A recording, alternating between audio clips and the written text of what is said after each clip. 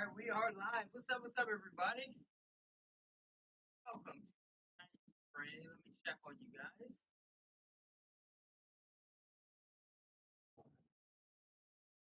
Home is here. I remember you from last night. Congratulations. Welcome to good to see people showing back up, man. Best way to run my business while working 9 to 5. I've been there. I have done that. The answer is not necessarily the easiest of things, but I have done it, and this training will be especially helpful for you because we're going to talk about automating a lot of these things. So, how to have your business working for you. Sorry, I'm adjusting my mic. But how to have your business working for you while you're still at work, while you're still doing stuff. So, looks like my YouTube stream is good to go. Let me check in on my folks in the webinar room. Sure, those guys are good to go. And if you guys could both, wherever you're watching from, if you could please drop in the chat, let me know that one, see me, hear me, your audio visual is good, and you can.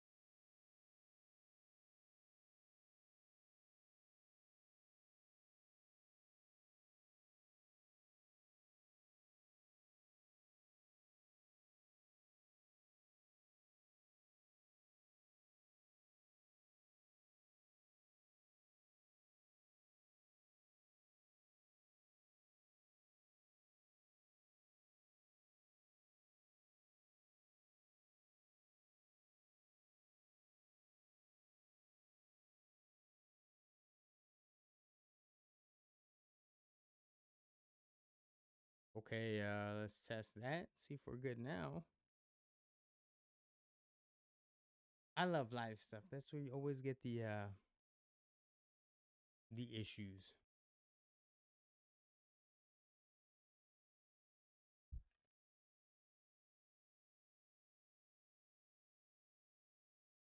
All right. I'm back. Apparently it was an issue with the sound. Hopefully you guys can hear me. Okay, cool. And yesterday we had an echo. There's no echo today, right? We're good to go.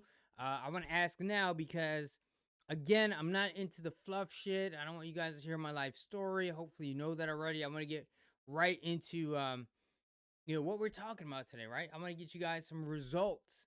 And I've had situations where I've dealt with and talked to wholesalers where um still can't hear you, can't hear you. Okay. Maybe that's an older thing. Let me check this out one more time. Make sure I'm good. Okay. Can you guys hear me? Some people are saying yes, we're good. Some people not so much. So I'm gonna knock that out while we're waiting for folks to get here.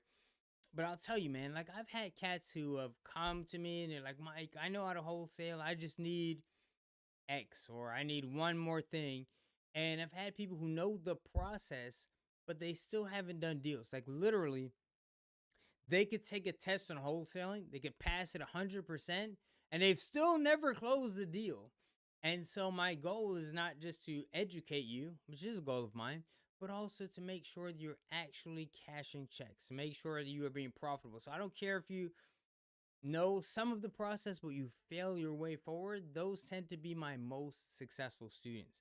So let me jump back really quickly into the YouTube channel, to the training room to make sure that everyone can hear me.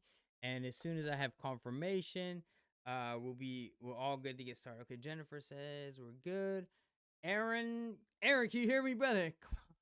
All right, cool. Beautiful. Love it. Okay, so I'm seeing some familiar names from last night, so that's fantastic. The fact that you guys show up Man, that is half the battle. You know, so many people, they're one foot in, one foot out. They're trying this business, that business, and they're all over the place. On that note, welcome everybody to tonight's training. I'm going to go ahead and get started.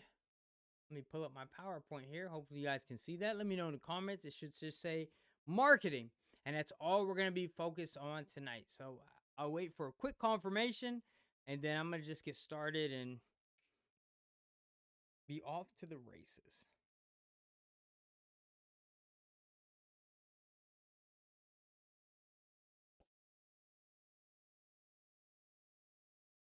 Okay, beautiful. Thank you for that confirmation. Okay, so welcome everybody to tonight's training. This is video number 2. Today we're going to be talking all about marketing. Now, marketing is arguably the most important piece of your business. If you are not good at marketing, I don't care how much you spend, I don't care what software you're using, it's just not going to work for you. Now, as a quick reminder, if you guys are interested, if you're really serious about this business, I do several calls every week, one-on-one, free coaching session, absolutely free. There's no sales pitch or anything like that. I'll just look at your business, see where you are, whether you're brand new, you haven't started yet, or if you've already started, I'll tell you kind of where you're messing up. But it's a pure value call. I will answer all of your wholesaling questions and give you a game plan on how to move forward, how to best move forward based on where you are right now. And also, if you're interested in one-on-one mentoring, I don't have like a sales page where you can join anywhere. That's the only place to join mentorship if you're interested, to make sure it's a good fit for me, make sure it's a good fit for me, make sure it's a good fit for you. I don't want to waste your time. I don't want to waste anybody's time. Um, so just to make sure you're a good fit. But if you do want to join, I do those calls completely free. Again, no sales pitch. I do them a couple of times a week. So this week, I think I have one call left for tomorrow. And then I have maybe 3 calls left for next week. So if you want to join, make sure you jump in. I'll put it in the chat, but the website for that is www.wholesalingwithmike.com/call. Okay, so make sure you grab those. They fill up every single week. Like I said, I only have 1 call left this week. Pure value. And this is one of those things, I have a 100% positive feedback rate on that call. And half of these people, they're not buying anything, they're not joining programs, they're just saying, wow, I got some serious value from you, Mike. Thanks. And it's rare that you can say, no one can claim 100%. And I'm telling you, 100% success rate from those calls. So if you're interested, wholesalingwithmike.com/call, get a free one-on-one coaching call. I'll help you out in any capacity that I can. On that note, today we are talking about marketing, man. So we're building up your foundation. Yesterday we talked about the base of your foundation, which is, again, talking about making sure you're in the right area, making sure that you're in an area where there is sufficient demand. Okay. And so today we're going to get into marketing, and this is mistake number 3. It's poor and inefficient marketing. So just to rewind as a refresher, or anyone who wasn't here yesterday, mistake number 1 was poor research, okay? Poor planning. Again, if you wanted to build a house, the example analogy I like to use is, you went to Home Depot, you got all the right pipes and lumber and toilets and kitchen accessories, but then you came home and you just tried to put it together without a blueprint. It doesn't work, man. So you have to have that blueprint. That's what we talked about in the previous video, was all about planning and research, making sure you're in that right area. And then we talked about choosing your strategy, making sure that what you're spending is not exceeding your profit margin. Okay. So mistake number 1 was poor research and planning. That was primarily pertaining to your target market. And then mistake number 2 was poor strategy. So maybe you're doing things that work for other wholesalers, make sense for other wholesalers, but maybe you're not there just yet. Okay. Maybe you're trying to attack too many markets at once. So you're spreading yourself way too thin. And we looked at our KPIs. And the example I like to give is, listen, if you've ever seen a new Target open or a new Walmart open, these guys don't open in arbitrary markets. They're not just picking a random market. Like, there's extensive research and development that goes into that area.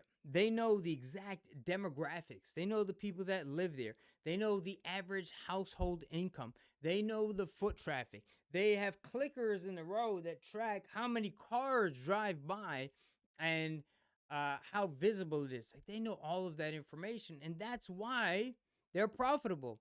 And you need to do the same thing. So if you haven't seen video one, what I'm going to be teaching you, it gets, I guess, a little bit more exciting, a little bit more sexy as I go on. But if your foundation is not there, all the other stuff doesn't matter. So today I'm talking to you about marketing. And again, we did the research and planning yesterday or in our previous video. Today it's marketing. And tomorrow I'm going to show you really exciting automations and AI and all that good stuff. But listen, if you do the greatest automations and you have great AI and AI is talking to your clients, but your marketing sucks, it's not going to matter. So this is why you need to get your marketing on point, okay? And that's what we're going to talk about today. And that's going to be mistake number 3. Again, 1 was research and planning, 2 was strategy, 3 is inefficient marketing, and that's what we're talking about today, okay? So the biggest thing I want to do in today's session is to help you to realize that you're not a real estate investor. Now, listen, I get it, okay? That's probably on, I haven't used LinkedIn in years, but if I look back, that's probably what I put there, okay? Real estate investor sounds sexy. It sounds great. It sounds cool, if you, especially if you got it on a Tinder profile, you know what I'm saying? But you're not really a real estate investor. I mean, you kind of are, but more than that, you are a marketer. And that's what you need to retain and keep your focus on all day is I need to be efficient in my marketing. So, marketing mastery, here are some guidelines that we're going to go through. I'm going to give you the bullet points first, and then we're going to tackle each of these step by step, okay? So 1, you got to identify your specific targets. That includes your sellers and your buyers. Understand your KPIs and metrics. Prospecting, messaging, this is huge. Follow-up, uniformity, consistency, speed, track everything, and do your A/B testing.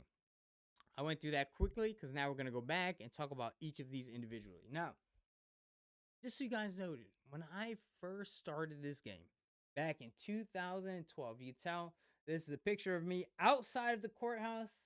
Man, my hair was a lot thicker back then. I mean, I still got it. But time changes you a little bit. But anyway, that was me in front of the courthouse. And what I used to do is go down to the courthouse and get these lists. So I would get lists of foreclosures, evictions, divorces, and probate cases. And I would do that regularly. Like, I'd be at the courthouse. I'm like a regular down there. But at that time, data was pretty scarce. Okay? It was time consuming. Again, I had to go to the courthouse to get that. It was very cumbersome to get. It was offline primarily, and it was kind of expensive. I remember I used to go to a site called listsource.com, and you would build your list based on demographics. And for each criteria, every filter, how old they were, I don't know, various demographics, each criteria, every filter would cost, let's say, 20 cents. So for one qualified person, you might pay $2.25. And then when you have a list of 1,000 people, and that's not including skip tracing, that's not including their phone numbers, but just that data for that list, primarily for like direct mail and things like that, it'd be pretty expensive to get started. So that was kind of a barrier to entry there. Now, hey, my PowerPoint's frozen. Okay, there we go. There was less competition back in the day, so not as many people kind of going to the courthouse and doing these things.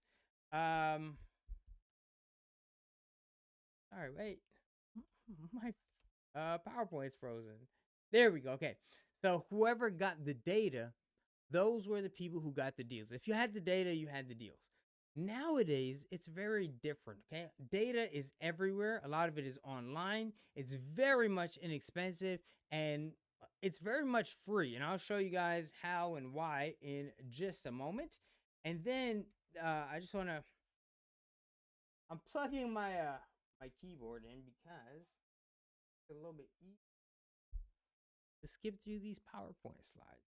Okay, so those marketing mastery guidelines that I just gave you guys, they become significantly more important. So the point of this whole slide, to summarize it, is that It's not just who has the data anymore. That's the old way of doing things. Now it's how can you nurture your leads, and nurturing your leads and staying in touch and follow up and asking the right questions and talking to them appropriately. That's what ultimately gets you the deals. And I can tell you this from years of experience. Okay, this is not just hypothetical stuff. I have had hundreds of deals where people have told me, Mike, I had higher offers, but I felt more comfortable going with you. And that's on more the negotiating side of things, but even more so, I just want to stress that it's not just having the right data. And I want to stress that because the most common question I get is, what is the best list? And it's like, bro, it's not necessarily the best list, because you can have two wholesalers, same list, same budget, same amount of time, same, I don't know, software. They're both using PropStream. And one guy comes to me and says, these lists are trash, they're garbage, they don't work. And another guy comes and he does, 3 deals in 6 months. And it's because of this. It's because of how they nurture their leads. So that's a part of what we're going to be talking about today. Nurturing your leads is what secures your deals. So, starting this lesson off, my favorite number one rule for marketing is going to be, don't be boring. Stop being like everyone else. That's a great, I don't know, piece that I can at least lead this training with. If you're taking notes, as you should be, this is something that you want to write down. Okay. So the first piece is going to be identifying specific targets. So this applies to both your sellers and your buyers. Again, any good marketer will tell you they have an archetype, a specific client in mind. Okay. When Rolex is putting out advertising, they're not advertising to everyone. They're not marketing to your mom and pop shopping at Walmart. When Walmart's putting out advertising, they're not marketing to the types of people that are trying to buy Rolex watches. So we talked about that in our previous video. Again, just a refresher, you want to use tangible data to see what cash buyers are actually buying. That's how you know what your target clientele is looking for, so you can match that. And those same buyers, again, with verifiable cash purchase, those are the people you want to add to your buyers list. We'll talk a little bit more about that as we go forward in our training. And now I want to show you my number one best performing list for finding motivated seller. And this is called the stacked list. Now, if you ask me what is my most profitable list, I would probably have to say that this is my probate list. So probates have probably over the last 13 years been my most profitable list. Again, if you're taking notes. But I will say I don't like to rely on that as a number one list, because probates honestly are kind of a pain in the ass. And oftentimes, despite them being some of my most profitable, like highest spread type of lists, they tend to take some time to get done, right? So they could be several months while you're just kind of waiting around in the process. So I do want to encourage you to absolutely use probate lists. But if you want my number one favorite list, it's going to be the stacked list. So what does that mean? This is what I recommend for my students. And right now I want to show you how to build it. And I'm going to show you a method that you can build it absolutely for free. So what a stacked list means is this. If someone comes to me and they say, hey, Mike, what is better? The pre-foreclosure list, these guys going into foreclosure, or is it the vacant seller list? Or is it the absentee owner list? And what I will tell you is the best list is all of them. It's combined. So what you want to do is you want to look at, instead of pre-foreclosures or vacant or absentee owner, you want to look at a list that is pre-foreclosed, that's vacant, and they have an absentee owner, and they're out of state. And so we also want to match this, as we talked about yesterday, with your budget. And I'm going to show you a quick exercise on how to do this, and I'm going to show you how to do it for free. And this is something that I use, and I also give it to my students, and it's especially helpful for my students who are starting with low or no budget, okay? So here's how you can build this absolutely for free. So if you go over to propwire.com, this is Jerry Norton's system, okay? So we're at propwire.com, and you put in what you want. Here's the way you do it. One, you want to do the budget exercise from yesterday, and this is going to be dependent on what your strategy is. So maybe you are doing cold calling, which you can do a larger list. Maybe you're doing direct mail. You say, okay, I have the budget to send to the 1,000 most likely to sell prospects, or Facebook ads. It doesn't necessarily matter, but you have to kind of match it with your budget to say that whatever strategy I'm going for, I want to target X amount of people. Now that X could be 1,000 people, it could be 100 people. And so when you go in here, the ideal way to do this is to not just look at, let's say, absentee owners. We're gonna get a whole bunch of there. I think I got Tampa in here, right? So look at that, 72,000. Listen, if you want to reach out 72,000 people, they're going to be motivated sellers in that list. If you're reaching out to pre-foreclosures, there's going to be people in that list. But when you put them together, that's where you get your best list. So we'll do absentee owners. You can come down here. You can look at high equity. I'll do that on a different filter, right? You can look at, I like zombie properties. Those are great. Vacant homes, tired landlords, you can put all that. But you'll see the numbers go down. So we were just at like 70,000 and now we're at 65. So now based on your budget, let's say you want to do some direct mail and you say, listen, I got a budget to send to about 1,000 people a month. That's where you want to play with these filters and get it to about where your budget is. So what that means is, see how I'm going to say this, right? You want to do ideally, right? I want the most motivated sellers. Well, what does that mean? That means they have the most pain points. So I want someone who's in pre-foreclosure and they have a vacant property and they're an absentee owner and they live out of state and they have a tax delinquency and they have a code violations. This is like pain points. And let's say they have 70% plus in equity, 7 pieces of criteria. Now, when you run that list, those are going to be the most motivated people that you can find. But when you do that, you're probably going to come up with a list of about maybe 5 to 10 people. But those are going to be your most motivated people. So you need to segment them into a list of your highest, most motivated people. And especially if you're on a limited budget, those are the people that you got to attack like nonstop. Go after, and follow up, right? But that's not enough to run your business. So now you say, okay, well, I did pre-foreclosures, absentee owners, out of state, tax delinquency, code violation, and whatever other things I named, and had, free and clear properties. Okay, but I only got 10 people. So I'm definitely going to go after those people.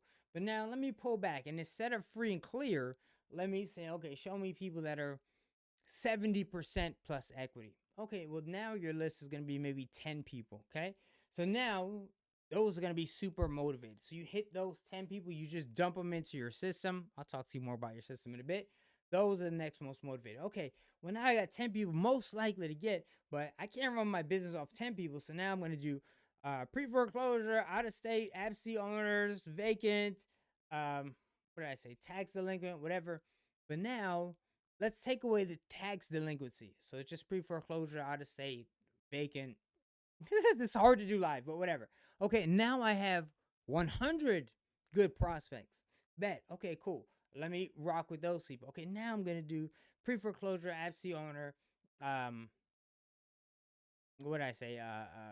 50 instead of 70% equity plus. Now I'm going to do 50% equity plus. Wow, now we got, instead of 100, we got another 200 prospects, right? And then maybe we'll just take the tax delinquency off. And then you have, maybe 300 people, right? So that's how you want to keep rocking with these lists. So let's say this I got a little bit aggressive with because I did zombie properties. But let's see, okay, all I did was absentee owners, and it's vacant, and now I have 3,000. Well, if you have the budget to attack that, and if you're doing, let's say, cold calling, that's easy work. You can knock that out in the next 2 months, right? But you can continue and going here, and then what you want to do is you really taking the lesson from yesterday.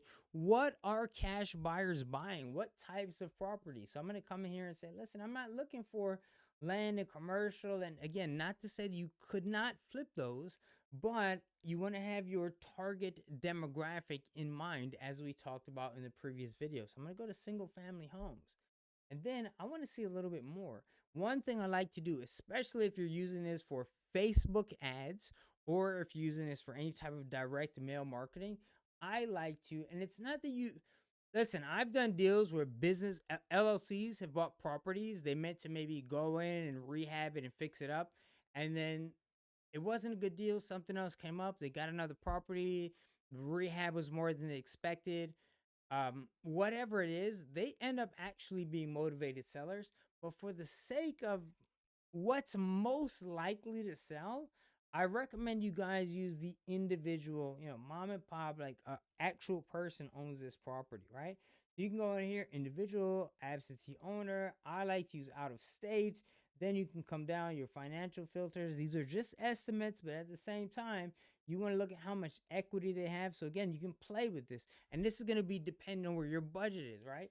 So again, if 70 to 100%, you only get a small amount of potential prospective sellers, then, I mean, run that list first. Run the 70% list first. But then if you don't have enough people where, again, because we talk about volume so much, pull that down to 50%, okay? And then we get to 50%, then you can look at it, let's save it, close it, and then, okay, now we're only down to 136. Now, these are going to be my most motivated people. So I'm going to focus on this list and make sure I hit all these people first. Okay. With all my marketing, all the money I have to spend, those are going to be my primary targets. But then when I exhaust that list, then I want to come back in here and then I want to change up some of the filters. Okay, well, maybe we can go, to people who have 30% equity. Maybe I can look at, we want to keep individual, out of state alike. But even if we're not doing absentee owner, we can switch it up. We could do vacant. Got our filters. We could do the pre-foreclosures, tired landlords. And so, but the idea is don't stick to one criteria, one demographic. Because people have asked me through my entire career for the last 13 years, what's better, pre-foreclosures or absentee owners? Or vacant properties or tired landlords? And the best way, the best list you're going to use is to combine all the pain points. And just to summarize this, the more pain points you can get, the better. So you want to start your list off, with everything. Pre-foreclosures, they got tax delinquencies, they're out of state, it's vacant, they've got 70% plus equity, all of that. But when you run that list, understand those are going to be your most motivated sellers. You want to run that list over and over. Every dollar you have, that's the priority. They get every piece of your marketing, whether it's a phone call, a text message, an email, a piece of direct mail. You want to put all of that into that list. But now, well, that list was small. It was only 10 people. Yeah, obviously, right? So now you take that same list, but pull off a filter. Pull off tax delinquency, run it again. Now you get 100. Exhaust that list, pull it again, and then take off the tax delinquency and then run it again. Now you have maybe 500 leads. Run it again, then go back, pull off, instead of free and clear, do 70% plus equity. Run it again, then pull it again and run 50% plus equity. And that's how you want to build your list. So if someone asks me, this is the definitive answer to that question, Mike, what is your number one best-selling list? Again, profit-wise, probably probate, but it takes a long time to get done. And I don't like running your whole business off of that. And number two is going to be the stacked list. So hopefully that makes sense. If you guys have questions, drop in the chat and I'll go into more details on that for you. But that's how you can run those lists. And I use a bunch of lists. There's some like what I would call secret lists, but it's specific to your municipality. So that would be things like water shutoff, code violations. It's not, I know where they are in my areas. It's not necessarily available in every municipality or every demographic. I remember I made a video a couple years ago and I was like, hey, here's how you find the code violation list. And I showed people and then they were like, Mike, that's not available in my area. What do I do? And I was like, listen, man, I can't go to your governor and say, hey, get this information online for this wholesaler. It's just you kind of got to work with where you are. But for the general population, right, aside from these other side lists, which you might have to do a little bit of a personal investigative research, right, to see if that's right for you. This is going to be, to put that question to rest, my number one best performing list for finding motivated sellers is the stacked list. Okay, so hopefully puts an end to that question. Okay.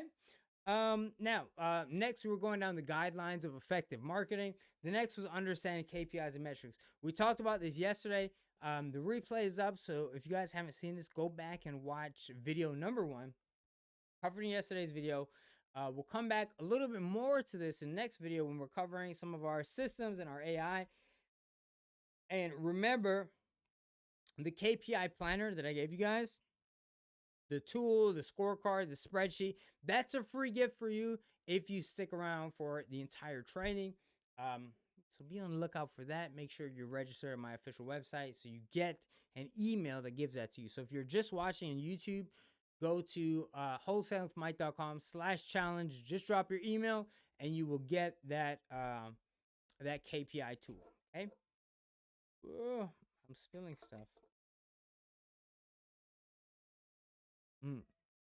Sorry, any questions? Go ahead and drop them now. All right, so next on our list of things to do to make sure an efficient marketer is prospecting. Now, wholesaling is very much a numbers game. Your number one goal is to be filling your pipeline. I actually had a call with a student yesterday, and he did he hired a VA company, and they did some cold calling. He had 31 people who were interested in selling. And he said, Mike, I called these people and they're not answering. Why are they not answering? And I said to him, listen, man, anything that I would tell you as your coach is very much speculative.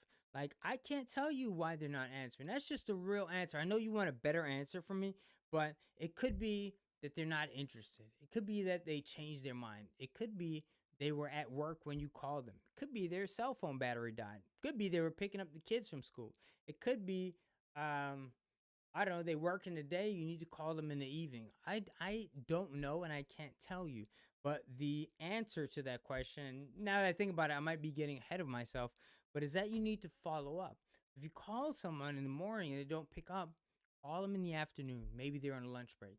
If they don't pick up, maybe call them in the evening. Maybe they were at their job all day. But for you thinking, well, why didn't they call me back? Why are they not answering the phone? That's a waste of your energy because you honestly don't necessarily know, because it's very much a numbers game. I got a little bit ahead of myself. This is not exactly for this slide, but it's so important, okay? So number one goal is filling your pipeline. Focus on volume first. This is 1000% a volume game. If that's the biggest thing you take away from today, take it away from today, okay? If your business ever slows down, this is what you need to check first. I have had students where they have had great runs. They're doing deals, 1 month, 2 months, 3 months, consistent deals. Then they get a slowdown at like month 5, and they're like, Mike, I don't know what happened. And I say, let's look at your data. And we go back, and literally, if you look at the activity that was happening when they were doing deals, and then when it fell off, you'll see it almost 100% of the time a sharp decline, and there's a 30, 60, maybe 90-day period where their prospecting has dropped. And so what you see now is indicative of what you did 30 to 90 days ago. And wholesaling is purely a numbers game. Okay, that's the main thing you want to take from today's training. Prospecting, not should be, but it must be. If you want to run a successful wholesaling business, getting new shit into your pipeline, it's your senior number one activity every day. And I wish I could take credit for this.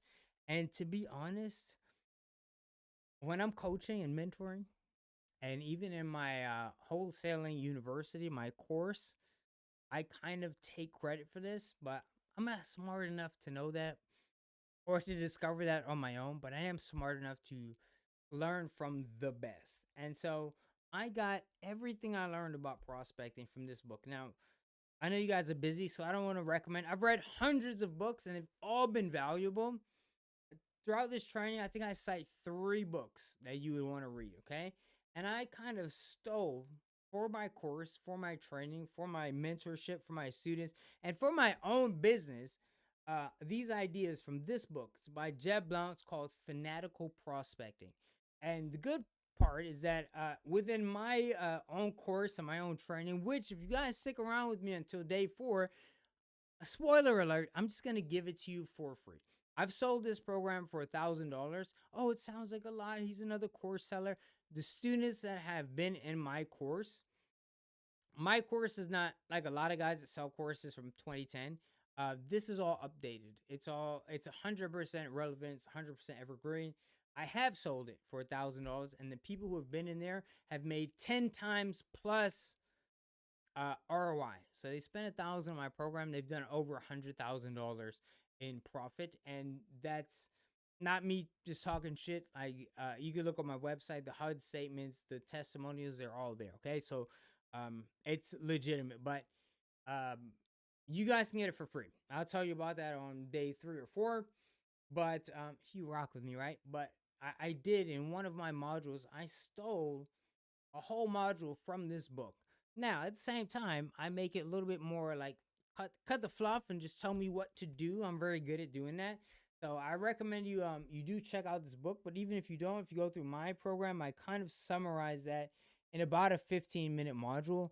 But it is a fantastic read, and it talks about the value and the importance of prospecting for business, and just brings it home. This is very much a volume game. Okay. What up, Rob? Sounds disrespectful, but this is I got this one here for you. One of my favorite books. This is probably the second most read book I've ever read. And this is Robert Cialdini's Influence, the Psychology of Persuasion. I recommend, if you haven't read this, I don't care if whatever business you're in. I don't care if you're a parent and you want to know how to influence your kids better. This is the GOAT. The GOAT. Okay, so you want to grab this book for sure. I don't want to give you guys too many things, but again, fanatical prospecting is one. This is another one in terms of your marketing. And so there are like 6 key things he talks about in his book. I'm going to go through them really quickly. Reciprocity. So one, when you're trying to deal with people, if you give them something, they're more likely to give you something back. The example in this book is they did all these studies where they were bringing people in for, I don't know, surveys and stuff. And then prior to a survey or asking someone for something, they did something as simple as saying, hey, you want a Coca-Cola? Like a can of Coke.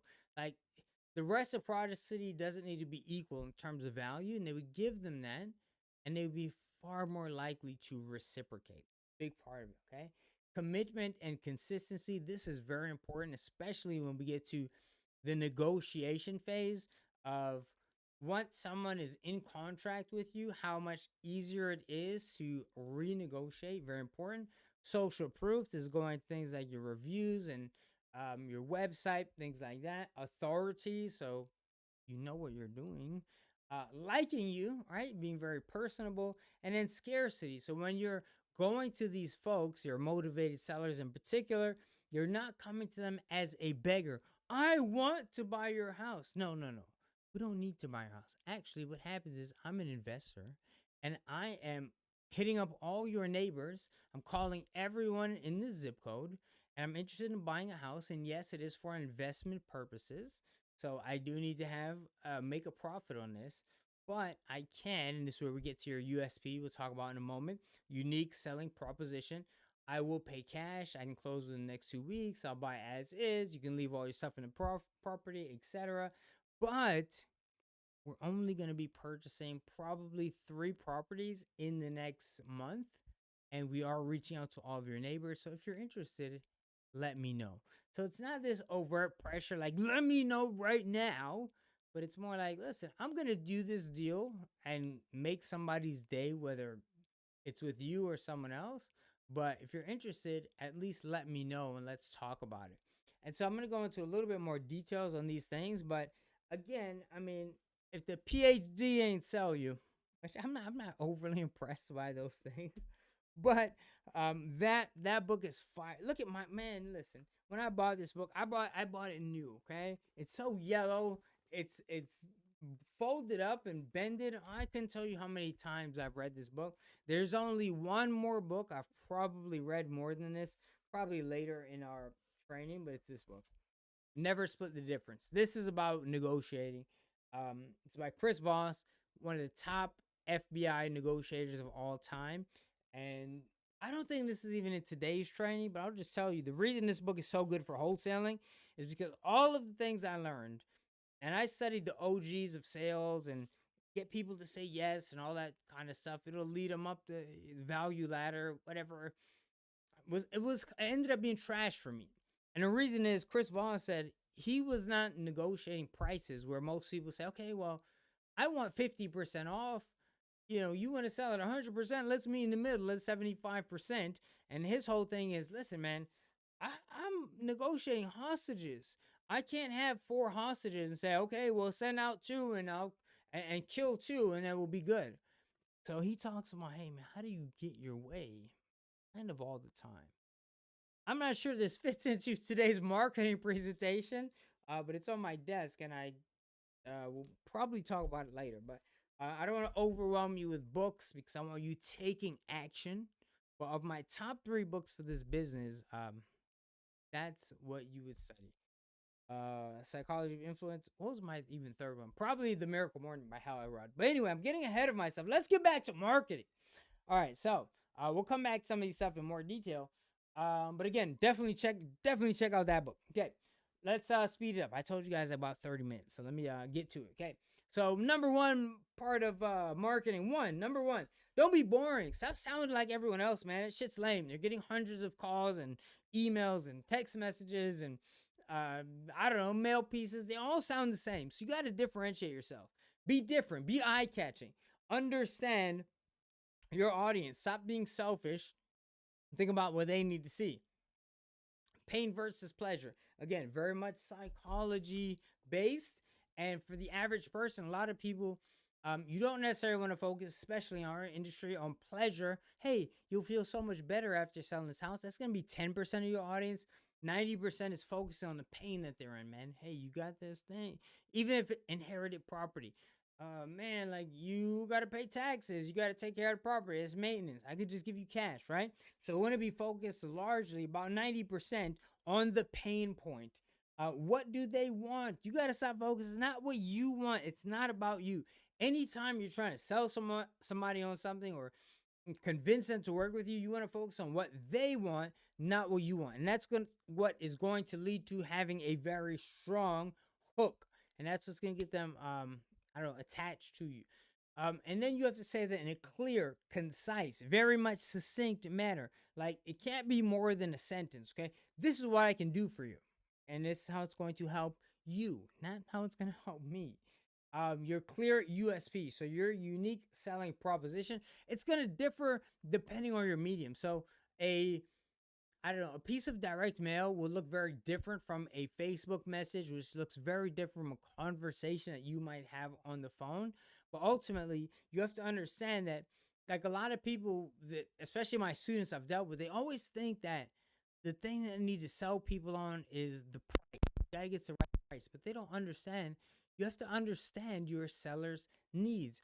Oftentimes, it's not just about the price. It's not just about how much money they can get. It might be about the timing. It might be about how fast they can get out of there. It might be they don't want to repair the house. It might be they don't want to take all of the stuff out of maybe their dead relatives. They might take some things that are meaningful and sentimental, but after that, they don't want to clear the house out. And so you have to understand those pain points and speak to those. But your unique selling proposition also needs to be not, I'm going to give you a great best cash offer, the highest price, right? It has to be, we buy cash, we buy fast, we can close in the next week or two. We take care of all repairs. We can do all the junk removal.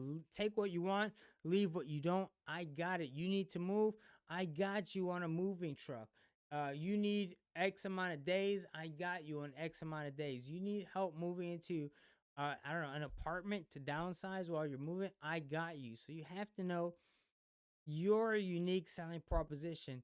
And The initial one, the default, again, we buy houses fast, we can close faster than anyone else. We pay cash, we take it as is. But there are times when you can change that to speak to what your seller's actual needs are.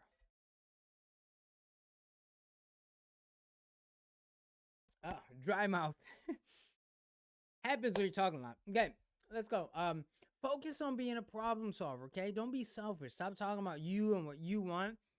How can you solve their problem? It needs to come through in all of your marketing, whether it is, again, you talking on the phone, direct mail marketing, Facebook marketing, emails, text messages, all of those things. What do they want? Focus on them and not yourself. Consider the source, the medium. So a phone call is going to be very different from a letter. So if you're sending direct mail, for example, it might make sense to say, hey, I can solve, got a difficult tenant, I can take care of you, versus when you're making a phone call. And I recommend this for all of my students. One of the most common questions you'll get is, how did you get my information, or why are you calling me? And I've dealt with students who have been in other programs, and they say, well, I see you're having some issues with this foreclosure. I see you haven't paid your taxes. And that is wrong, horrifically wrong. Because what happens is, let me see how I can put this.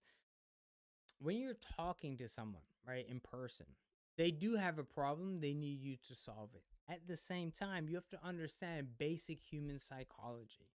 So if someone's very sensitive to an issue, if they don't feel good about themselves about it, and you call them and like, how'd you get my information? Like, oh man, I see you didn't pay your taxes. Or, oh bro, I see you're about to get foreclosed on. That is a very sensitive topic for them. It causes them a lot of pain. And so that pain typically will get associated with the person that's calling. It's like, first of all, I don't know you, bro. Why are you calling me? Two, I don't know you and you're all up in my business. There's an automatic level of hate. It's like you're judging me, you're calling out my situation, you're calling out the thing that is most sensitive to me in my life. And even though it's not your fault, it's human nature to say, I kind of hate you for it. It's a transference of emotion.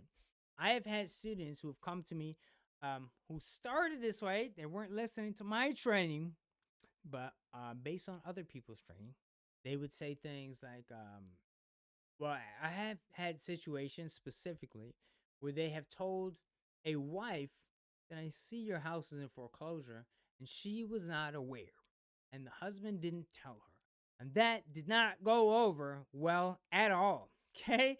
So my point is, depending on your medium, your messaging changes a little bit. Okay? So you don't want to be again, if you're doing voice talking to people, the way that I recommend it is we treat everybody the same. Hey, how'd you get my number? Why are you talking to me? Oh, well, I'm actually an investor and I'm calling everyone in the neighborhood to see if you'd be interested in selling. And here is why. Well, now that person who has that sketchy situation, I'm getting divorced, I'm getting foreclosed on, I'm really sensitive about my situation. I want to hold it close to the chest. I don't want anyone to know my business, much less a stranger. It feels like, man, like God has answered my call. Like, I'm just lucky. I'm lucky that someone is calling me, because they're calling everyone else to talk to me about my situation. And then as you follow my script the way that I recommend it, and I'll give you guys my script if you stick with me for these next few days. But it tells them like, oh, okay, I just feel lucky. And then they will disclose to you their situation based on their comfort level. So the messaging that you give them, it is dependent on the actual material, the source of, I guess, your first communication. And we'll talk about that a little more in the next, I don't know, 2 or 3 slides.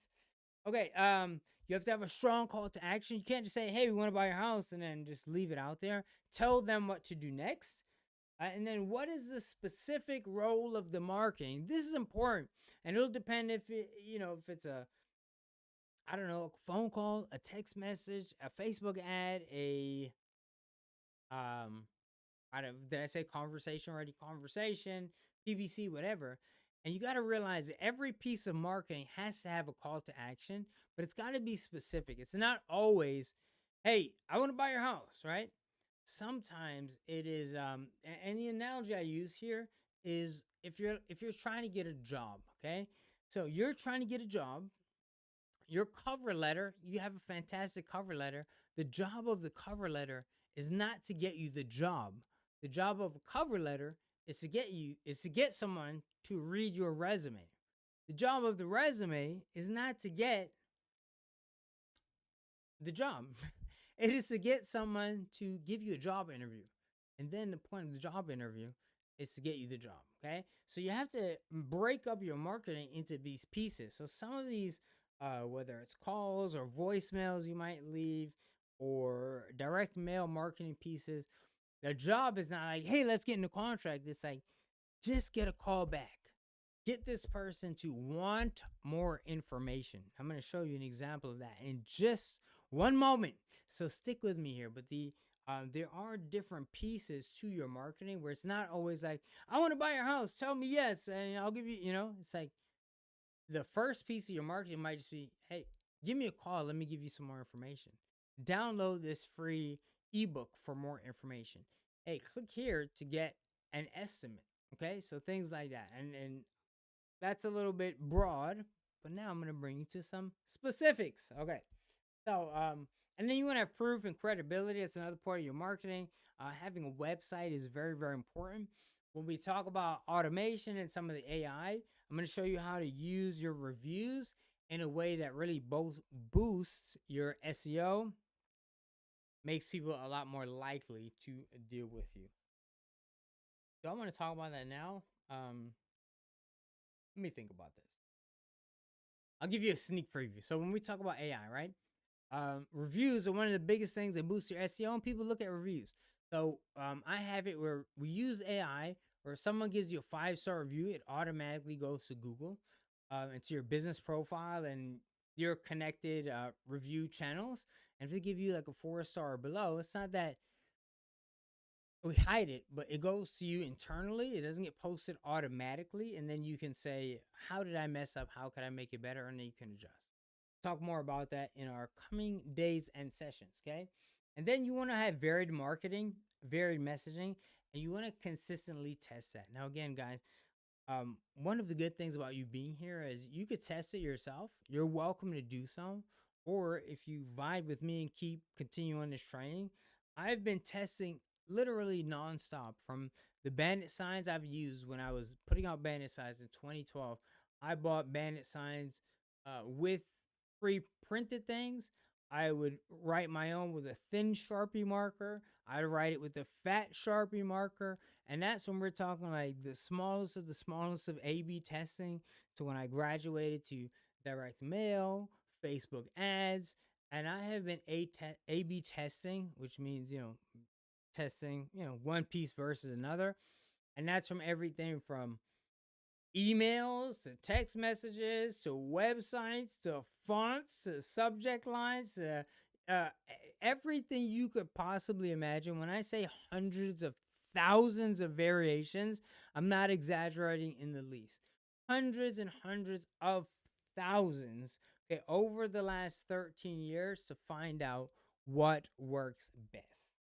So, for example, got a lot of folks with the we buy houses. Hey, we buy houses. That's great. And you know what? To be honest, it's not bad, okay? Because the thing I like about this, it's very direct. If I'm a motivated seller and I'm looking to buy houses, someone tells me we buy houses, that's cool.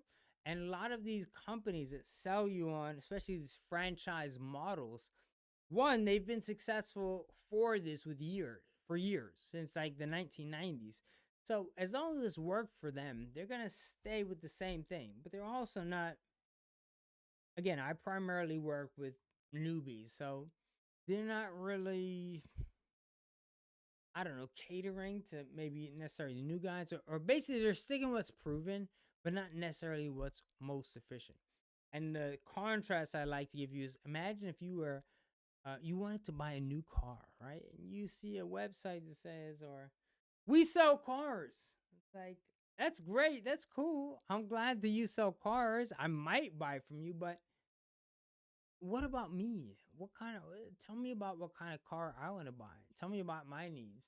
We sell, I need a car so I could take 8 kids to soccer on a Monday. I need a lot of space, or maybe I'm a bachelor and I need a fast 2-seater. Like, talk to me. Don't just tell me what you do. That's a big part. It's not about what you do. Like, stop being selfish. Fuck what you do. You buy houses. No one in 2025 and beyond gives a shit what you do. Start thinking about your customers, your clients, your sellers. What do they need? Why do they need it? How fast do they need it done? It's not just we buy houses. It's how can you help them? And that's what the messaging needs to come to. So I'm going to give you an example, and you can take this example to anything. You can take it to your verbal communication. You can take it to your Facebook ads, your PPC ads. You can take it to text message or whatever. But this is going to be really basic example, and I'm going to use direct mail and the stepping over dollars. I'll explain what that means in just a moment. But I got some examples here. So I have some houses, and they're in an LLC. This one's actually in land trust, and they're free and clear.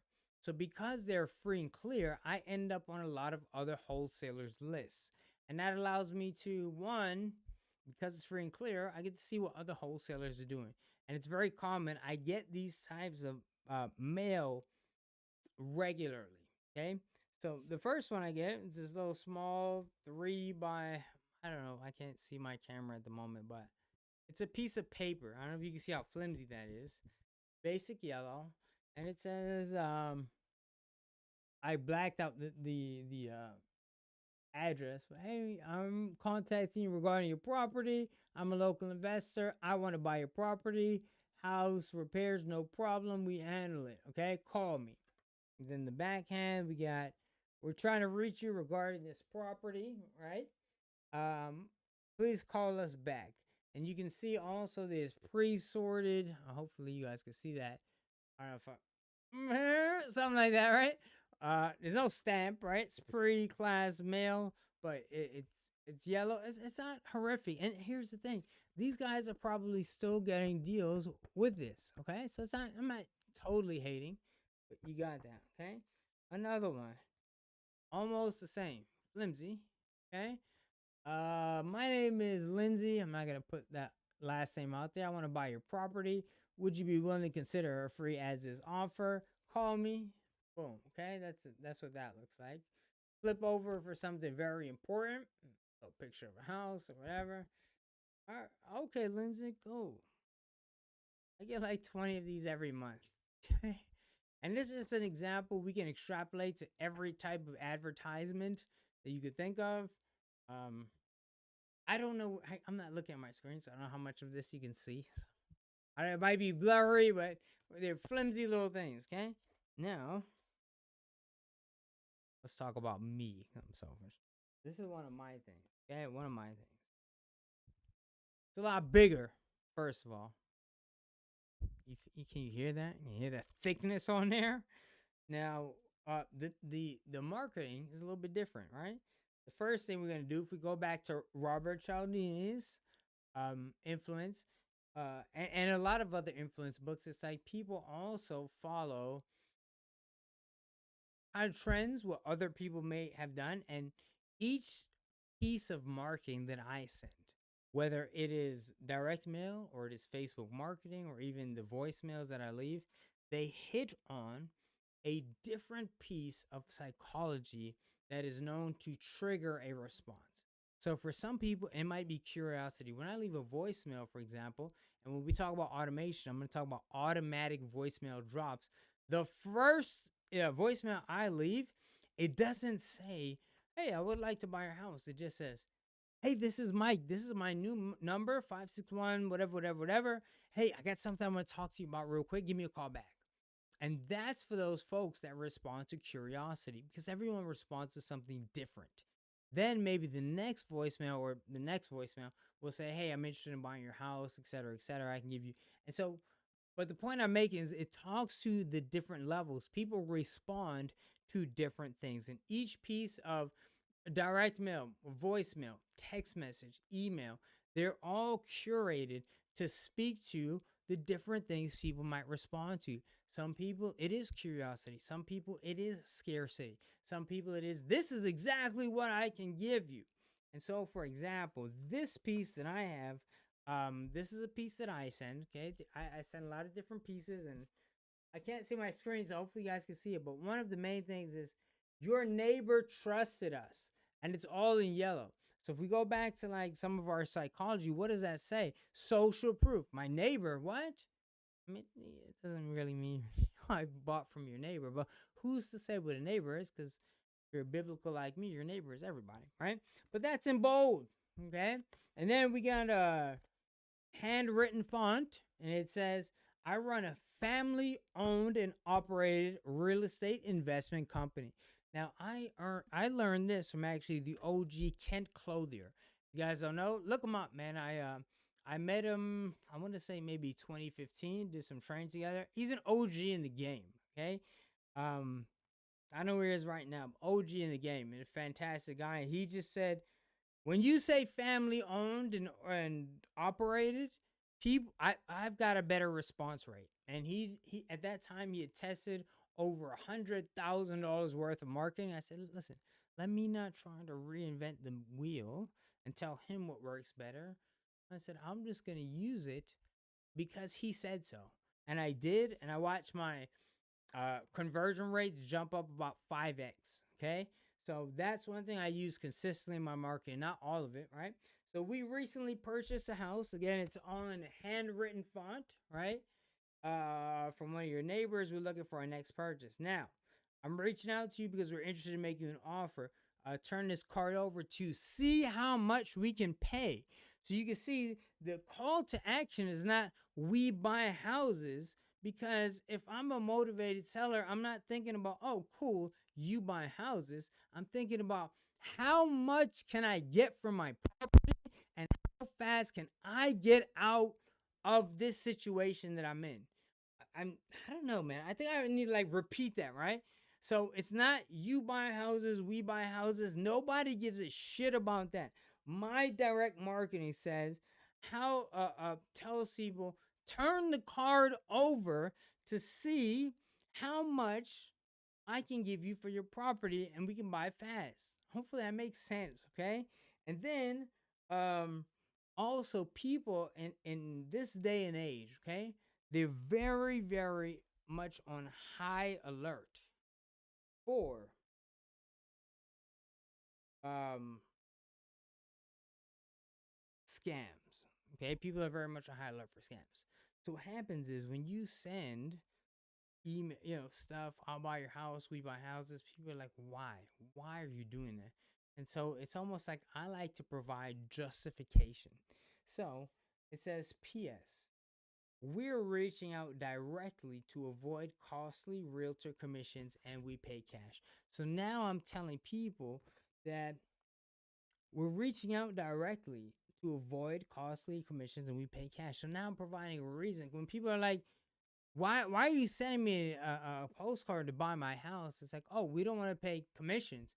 And then it makes sense. It's kind of like, oh, we buy, cash or whatever. So when we turn this over, I'm going to give you the next thing. I got a little distracted because Ric Flair said scam. And hey, I totally get it, man. I'm not, I just get it. There's a lot of people scamming and all that type of shit. Ric Flair, you'd like to email me, or you'd like to talk to me, or you want to get on a Zoom with me, you want to see my my HUD statements, you want to talk to Kevin Thatcher at my title company, you want to go into the public record at the Palm Beach public record. I got shit in, I don't know, basically everywhere, Jacksonville, Miami, whatever. And some of the man, I blacked out the trusts that I have on here, but I'll show you. This one is APC. What do I have on this one? This was ATP, Land Trust, whatever, which I shouldn't really say because of some fucking troll. But I'm happy to roll with you and show you all of these things because here is the thing: you could call scam, and I respect you for that. But in the public record, in deed transfers, in real estate, and uh, I don't know, just deed recording, you can't fake the shit that I'm doing. Okay, so scam, cool, get it, like whatever, but hit me up. Let's do a live. I'll show you what scam is, and the other thing is that you can't fucking scam for 13 years. Okay, it just doesn't happen. Anyway, sorry, I got a little bit distracted. Now, on the flip side of here, um, this part says, hey, now we have a call to action. Okay, scan the code for your offer amount and enter your unique code below. Now, there's a little bit of a caveat here, and also notice that there is a hand stamped thing here. Now, there's a couple things, man. I could really deep dive on this, but let's see where I want to start with this. I got off track. Okay, one, um, these things, right? Probably cost about 50 cents, 56 cents, I think, to send these. This one, and not all of mine are big like these. I do have smaller ones, which will be more cost efficient. We use a, um, uh, I don't know the word to say, but like different types. So the first month you'll go out with a small postcard, then another small postcard, then a big postcard, and they're in predetermined times. So some of them are 21 days, some of them are 14 days, some of them are 30 days, but this is based on all of basically my A/B testing for the last 13 years of where people convert the most. So I'm really big on tracking and data. Okay, so they go through different pieces. You'll have a yellow letter. You'll have things in an envelope, letter style. You'll have other ones that are envelope style. But the other point is that, yeah, this one's maybe 30 cents, and I have 50 cents. 50, I think it's 54 or 56 cents. This one's like 77 cents. But a lot of people will tell me, man, yeah, I'm gonna pay less. And I always tell my students, I'm like, listen, man, you are literally jumping over dollars to save pennies. Now, look, if you're not there right now, I get it. But I also tell you, just um, make your list more, I don't know, concise. Like get your list more filtered, the way we talked about it earlier, and hit up the people that are most likely to sell and deploy your best marketing that way. A good example that I like to give is that skip tracing, right? So I've had students where I've told them, like, I have my preferred skip tracer. Now my preferred skip tracer, finding data that includes phone numbers, emails, relatives, associates, etc. They charge 15 cents per skip. Okay, and I've had students come to me and say, Mike, well, this people charges 12 cents per skip, and I don't want to pay that much more. And then I've had other people say, well, I can join this group, and they have free skip tracing as long as you're a part of their their group or whatever. And listen, I'm not saying those people don't do deals. They do, all right? They absolutely do, for sure. But in my experience, you typically get what you pay. I've had the personal experience to deal with students, some of which have been so concerned over spending an extra 3 cents, and they'll say, Mike, I'm not doing what you recommended. And they'll go with the skip tracing, that's the unlimited skip tracing, okay? And with my preferred seller, it's 3 cents more. And then we go forward, fast forward, and this is not hypothetical, this is actual data, and I can show you some of the HUD statements or whatever you want to see. But I'll have a student at the same time. The cats start at the same time. And one student came back to me and they'll say, well, I haven't done a deal yet, but I saved $30 from what you were recommending. And I'd say, okay, cool, man. Well, check this out. My other student that started at the same time, and not the exact same time, but within the same week that you started, they did what I told them to do, and they made a deal for $12,000. So good job. You saved $30. And these cats made 12K, right? So the point here is that even though maybe this piece might be, not all my pieces are more expensive, but the one piece might be a little bit more, but you'll save yourself 20 cents, but it's all in vain because they don't convert, right? You're just wasting that money versus somebody else who, takes a leap of faith, but they do it properly.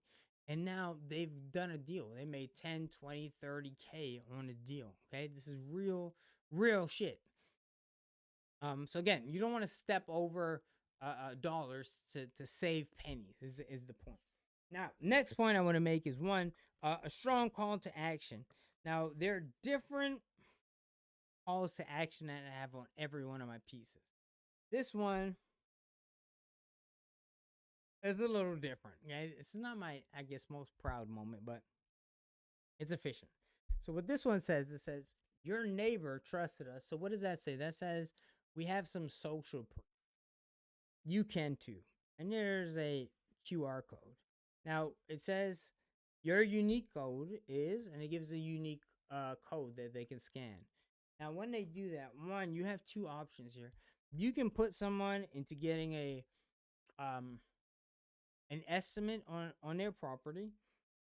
I personally don't necessarily like to do that, right? And this is where, if I'm honest with you guys, and this is why I may not keep the replay up so much, but it works super well, and it's just marketing. Okay, it's a little bit, admittedly, it's a little bit of a bait and switch kind of.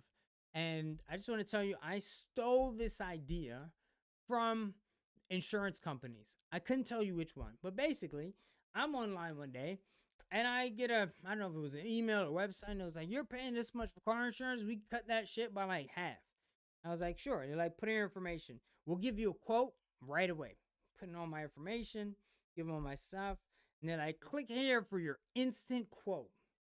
Click there, and they're like, someone's going to reach out to you. And I'm like, oh, shit. Next thing you know, I get like 40 emails from 40 different people trying to give me a quote on car insurance, and it's super annoying. But at the same time, the way this can work, okay, I don't recommend that you try to give people offers first, or give them offers based on CMAs or any type of automated machine. But when people click this code, one, what it does is it captures all of their information. Number two, it takes them out of the pre-existing automation, which we'll talk about in our next video. So you're not wasting money continuously sending the mail, so it's cost efficient. And then it will say, it will capture all their information first, and then it'll say, we got an offer for you, we just need a little bit more information. And then they'll go through a survey, which will get all the information you need to give them a real offer. And or you have an opportunity to say, hey, we need a little bit more information to give you what you want. We have something for you, but we need a little bit more information. Give us a call at this number, or one of our reps will reach out to you. And then at that point, you already have their information. Like, you know what they want to sell, right? You know all the information. There's a whole, when they scan that code, there's a lot of information that they have to give you to submit it. So now you have a qualified lead. So I could talk more about this and more about a lot of my different pieces. But again, the takeaway here is like, I've been A/B testing. When I say hundreds of thousands, it's not an exaggeration, okay? Between, again, 2012 until 2025 right now, I have tested hundreds of thousands of people, pieces. And I have done that, and that's not direct mail's example today, but that includes, messaging and emails and text messages and Facebook and all that good stuff, right? And I boiled it down to the things that work the absolute best, okay?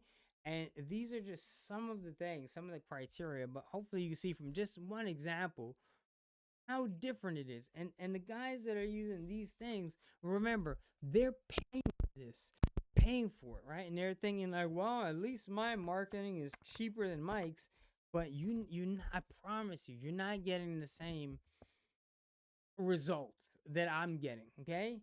And again, not all my pieces necessarily look like. I have pieces that are this size and this cost, but the messaging is far more efficient.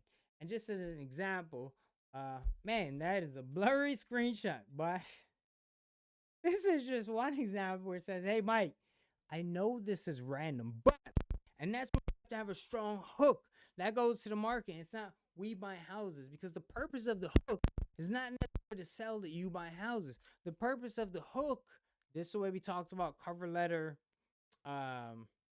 resume, job interview. The purpose of the hook is just to get you to read the rest of the message. Okay.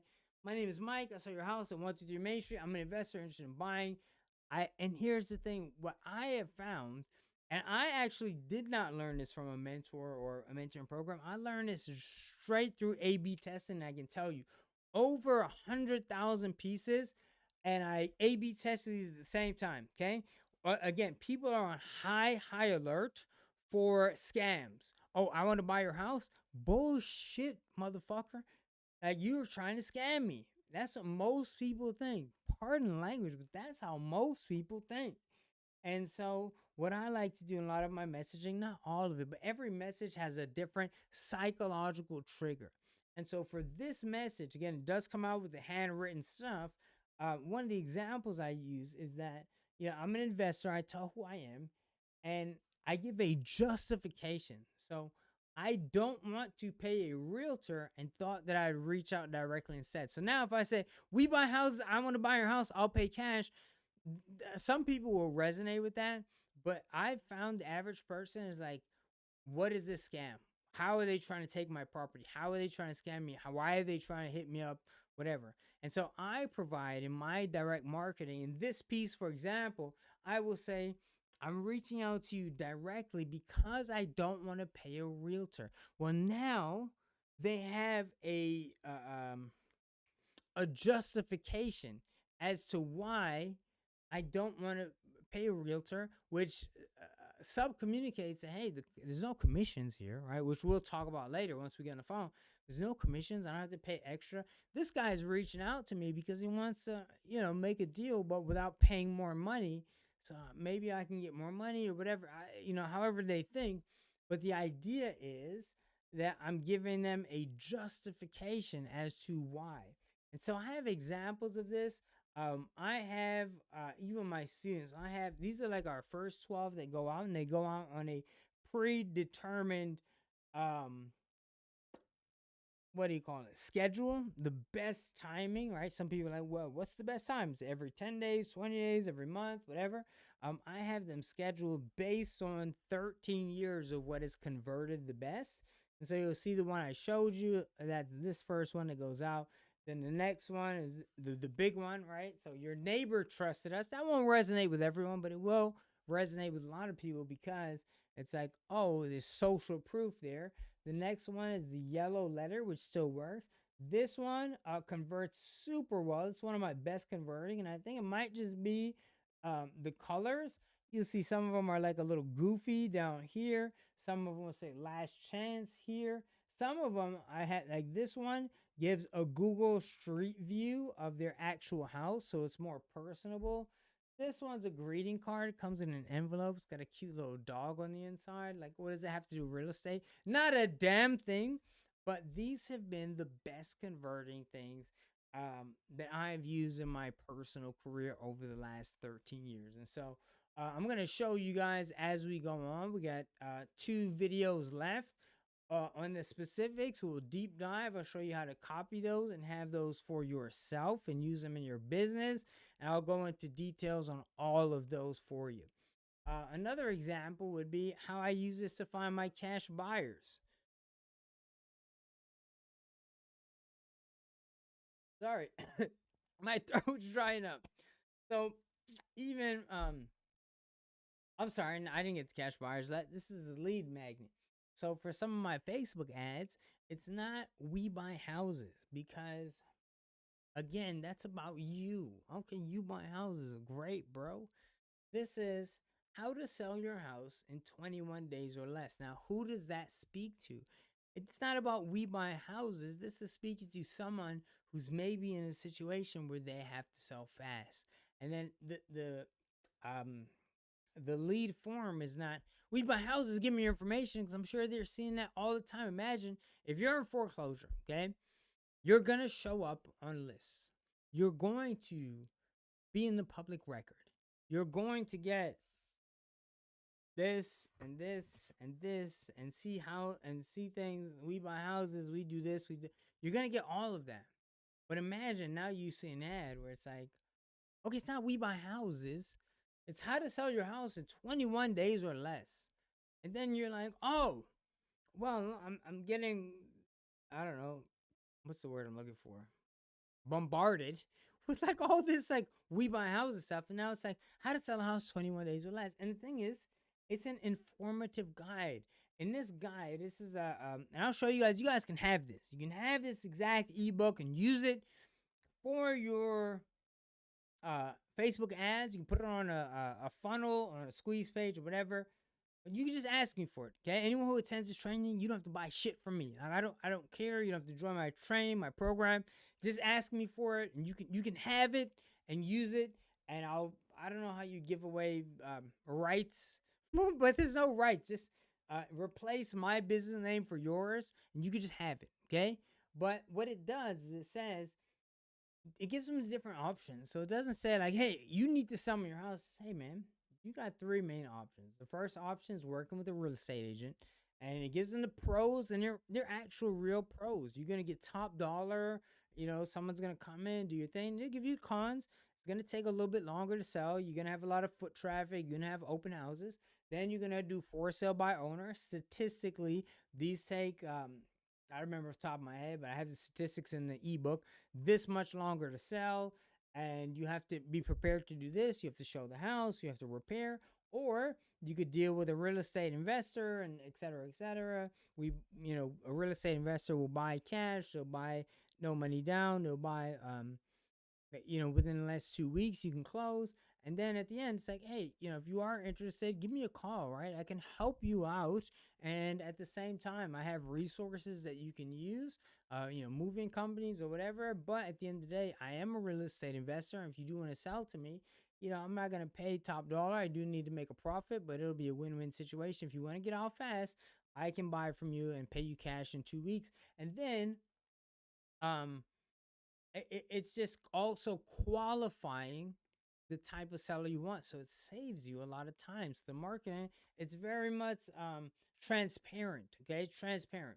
So again, you guys can grab this. Okay, just I don't know, shoot me an email, hit me up on Instagram. Right, I didn't make a link for it or anything like this, but this is something I use, and it converts super super well. Okay, and then I even use stuff like this for my cash buyers. So for example, when I'm doing a cash buyer campaign, as we talked about yesterday, the FBI has a saying that the best predictor of future behavior is past behavior.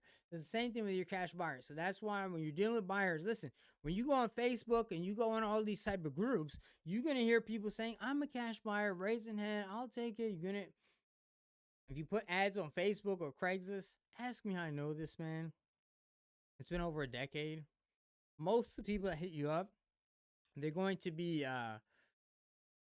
other wholesalers, realtors, tire kickers, whatever. You want to focus. This is how you build your buyers list, okay? You want to focus on people who are in the public record. That is shit that you cannot fake. It's public record, okay? So if you go to the property appraiser site, these are not people bullshitting you, right? They actually bought properties. So that's the list you want to use. You can use that list. You can skip trace it. You can call them. You can have someone else call them, a VA. You can send them direct mail. You can take them. And my favorite way is to use them as a custom audience and put them into Facebook. And so on Facebook, remember, I'm not, again, this is a cash buyer example. I'm like, hey, I get the best deals in Florida. I currently have, this property.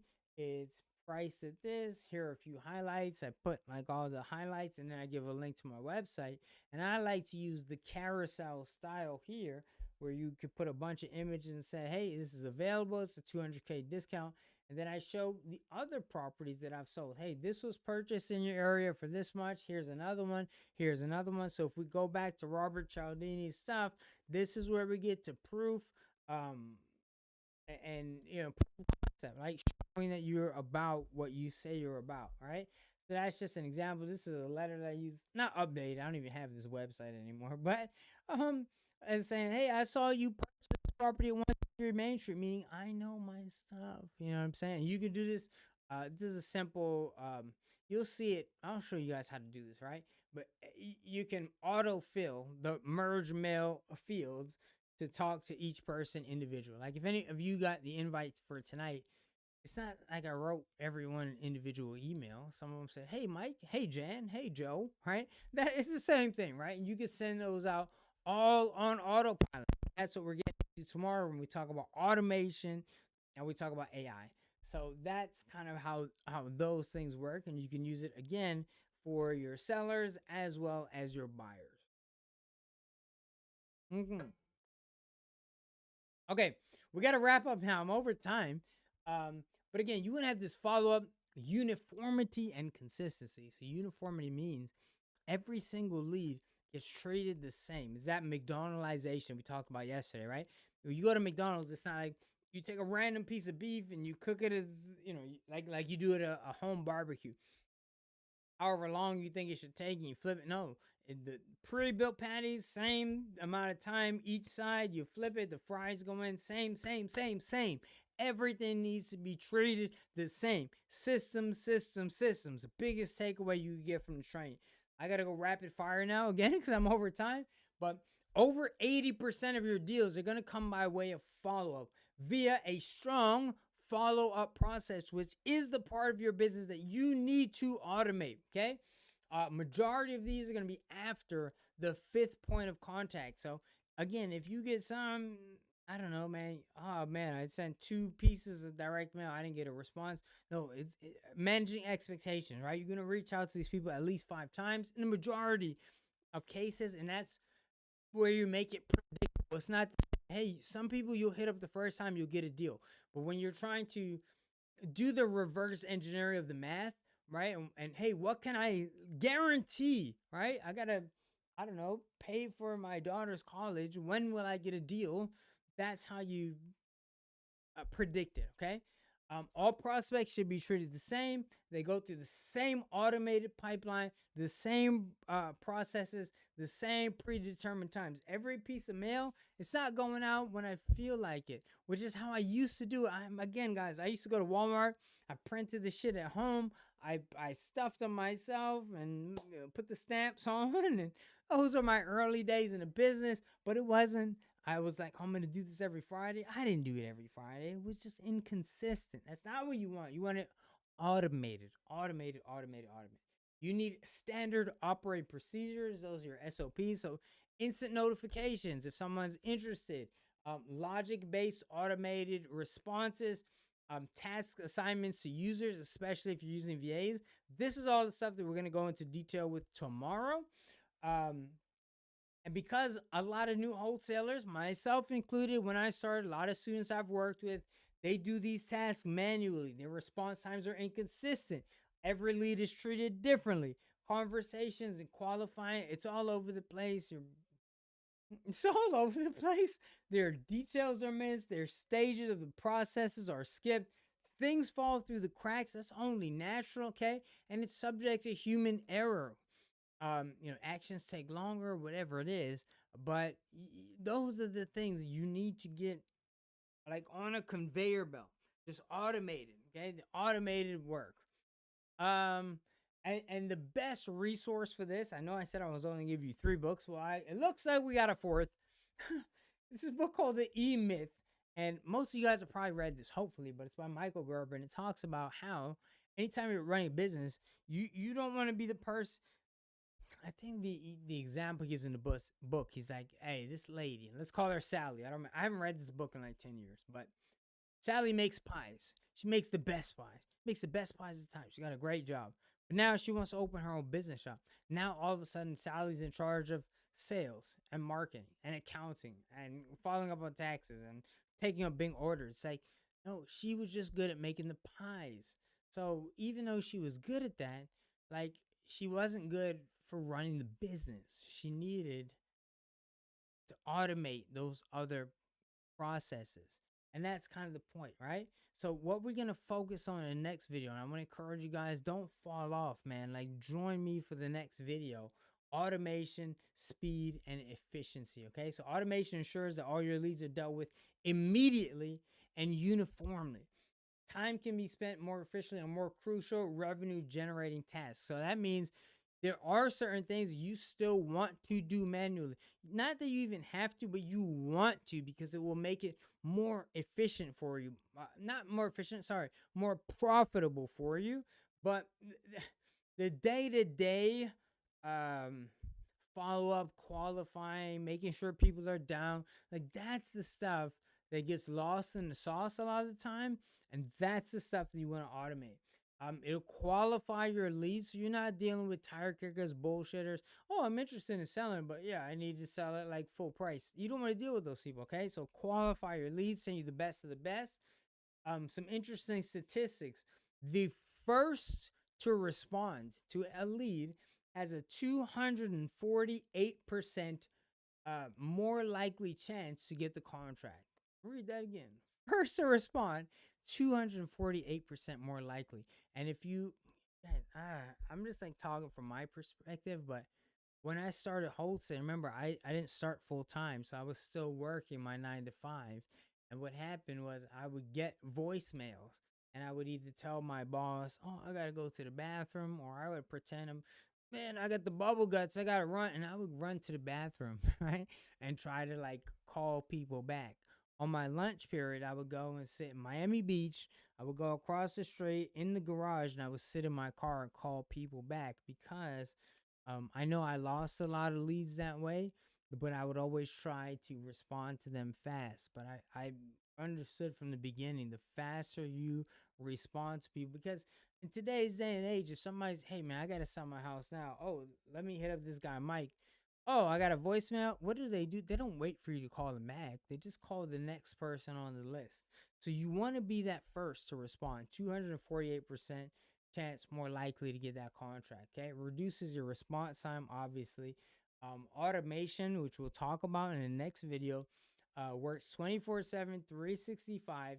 You are 100 times more likely to contact a web-based lead if you return their call within 5 minutes. These are facts, okay? And you are 21 times more likely to enter the sales cycle. You'll reduce your manual activities and follow up. Remember, when I got into this game, I don't have any regrets, but I did give myself a secondary job. And there was a time where I was working more hours in wholesaling than even before in my corporate job, and even beyond then, right? And I didn't get into this business to do that, okay? And this is where you get into the area where procrastination really thrives, and there's oversight and there's missed opportunities and all that stuff. And you want to ensure that nothing slips through the cracks. One, you got to remember, let me stress this. One missed call, one missed opportunity, one call where you call them back, I don't know, an hour later, a day later, that could literally, like, let this sink in. Whether you see me or talk to me ever again, that could be costing you $20,000 plus. And so the concept, when we get to the next video tomorrow, it's gonna be kind of the I what I like to call the sexy stuff, where you don't have to do it, and that's where you don't have these missed opportunities anymore. And that's where we can take advantage of automations and AI and all that really cool stuff that can absolutely change your business. It doesn't even cost much. Like it's, man, I can't wait to show it to you. Okay, so um I had a sneak peek, but we're a little bit over time, about what automations of pipeline looks like. I have a couple examples from direct mail and dialers and all this stuff. I'm going to save it for tomorrow. I'm going to make it a little bit more succinct because we are a little bit over time. But guys, don't miss out on tomorrow, okay? So the day before was foundational, right? Making sure you're setting yourself up with the foundation, setting yourself up with the right markets, the right areas, like all that type of stuff, okay? And then today is about the marketing and make sure your messaging is correct. And what I'm going to do in the next couple of days, I gave you an example, but I'm going to show you all of my stuff: Facebooks, emails, text messages, everything that goes out, right? And not only show you that, but show you it automatically. Like when I use direct mail as an example, but remember there was a time where I used to go to Walmart. Okay, I printed these things at home. I bought a printer. I put them in envelopes. I had my daughter helping me, like 4 years old, put stamps on them. Didn't work out. They were crooked, but and I got deals that way, so it still works, right? But now when I do my direct mail, I pick a list, I click a button, it's done. And it's not just done. I click a button and it's done for the next 12 months. And that's some of what I want to show you tomorrow. I'll still show you a little bit more messaging. Um, but tomorrow is the part I'm really excited about, and that's the part where you can use some of these things that they've worked. They work for a long time. Some of it's brand new. Some of it is an overhaul of existing systems, but to automate them so you can, again, like direct mail is a great example. It's a little bit of an old school way, but instead of writing, typing, stuffing, stamping, all that stuff, you can upload a list and press send, and 12 months are done for you automatically. So that's what I'm really, really excited to show you guys tomorrow. At this point, even though I'm add some more slides, I'll incorporate it tomorrow. Um, oh man, we went a little bit over time, but I want to thank you guys for being here. I want to take any questions that you have. Um, let me look at some questions we have. Let's check out first of all our webinar room. This is time for questions, guys. You know, I told you I always like to make my trainings interactive, but if you guys can tell, I tend to talk a lot, man. This is supposed to be 30-minute sessions. I'm over time, man.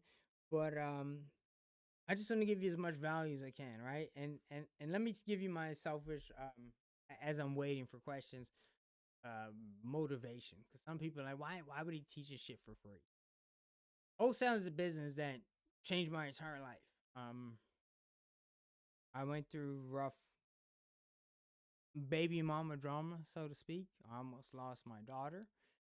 And I got to a place where I quit my job, and because I was able to spend more time, um, be at home, be a stay-at-home dad, I was able to stay at home with my daughter, but I was also able to show that I could provide for my daughter.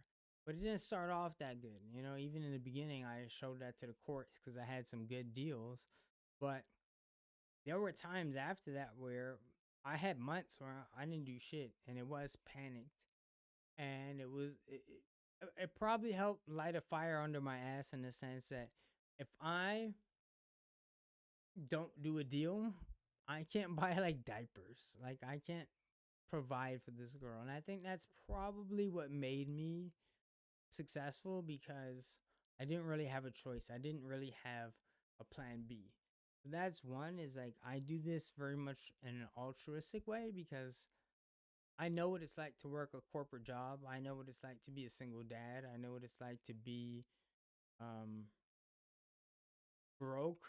Like I know what it's like to be, I don't know, unappreciated at a job. And if you learn from me and you never fuck with me, you never join a program, buy a, I don't know, whatever thing I'm selling, an ebook, never do a joint venture deal with me or whatever, I'm good with that, man. My karma is fantastic, and I wish you only the best of luck. Like I got nothing to sell you, and I'm glad that that goes out to you. Now, the second point is that I'm absolutely self-admitted capitalist. And I've had people leave comments under my videos and they'll say, well, you just teach this stuff so you can get students so you can use them to do deals and make money. And I saw that comment and I said, absolutely. Absolutely, dumbass. Like, yo, my mentor did the same thing with me. Many of my first deals, I paid $10,000 for my mentor. And many of my first deals, I didn't have a buyer's list. He'd been doing the business 10 years before me. And many of my early deals, he flipped them for me and we split the profit 50-50. And I was happy to bring him deals. I was happy for him to sell them to me. It was very much an amazing, mutually beneficial relationship. We still have a relationship to this day. Granted, I have my own buyer's list, so it's very rare that I I probably haven't talked to my mentor in several months, but I know that if I ever put out a deal and nobody bites on it, I can hit him up and be like, "Yo, Lex, none of my buyers want this. Can you send this out and see if any of your buyers want it?" He'll do that, and we could do a deal, um, no problem. And that's the relationship I have with my mentees at this point. There's some of my mentees more, um, I guess you call it the graduates, if you will, where there's a point where they know what they're doing, so I don't talk to them that much. And even though I flaunt like Logan's, he's like my one of my best students, really. I flaunt his testimonials, but there are times where I don't hear from him for a while, and then I'll see him, and he'll be like, "Hey man, can you flip this?" And I'm like, "Sure." Or he'll just hit me up and be like, "Hey man, I did this even without you." And that was the like even the 80K one I saw. 80K for an assignment just to manage expectations. That's wild. That's not a regular thing. So obviously I'm gonna talk about that because I remember, and not to put Logan on blast, but there was a time when he first started, he was like, "Mike, I don't think this is for me. I got it. I don't think I should be in here." And when I told him at that point, he had told me, it was like, "I spent the last of my money on mentoring with you." And I was like, "Well, that's exactly why." I was like, "I'd give it back to you and let you be a quitter, or that's exactly why you need to fucking make it work." And we had a harsh conversation. We had some harsh conversations, and I was like, "Listen, I'm not here for your pity party. Fuck all that shit, man. Um, like, make it work, but hit me up and let me know what you need to make it work." And we had those conversations, and we went through the downtimes, and we went through the pity party, and we went through this is rough, and we went through I should quit. And I was like, no, we went through the role play, we went through getting the phone together, and guys doing deals every single month, man. He's one of my best guys. I mean, even on my testimonial page, at least 5 of those are from him. $50,000 months, 80K assignment deal. Like, he's doing it, but he followed the process. And I don't know. Sorry, I get emotional. I'm just rambling right now while I'm waiting on your questions. But um, let me jump in there. Hold on. Let me go to my webinar room real quick. Sorry, whoa, I got into the fields for a minute. Whoa, trip down memory lane. Goddamn. Okay, webinar people, what's up? How you doing? All right.